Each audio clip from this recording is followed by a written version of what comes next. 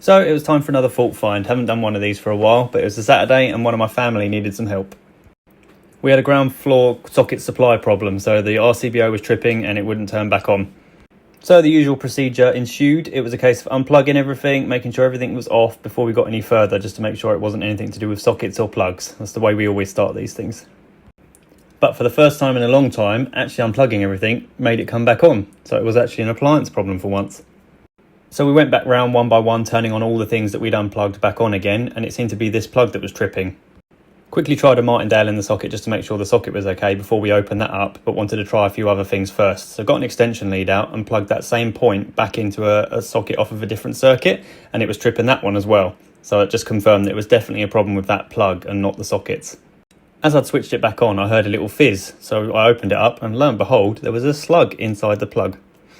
It was sitting on the live, so it had obviously bridged between the live and earth at that particular point.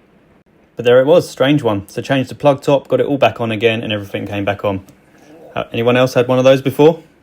Another fault find done. Follow us for more.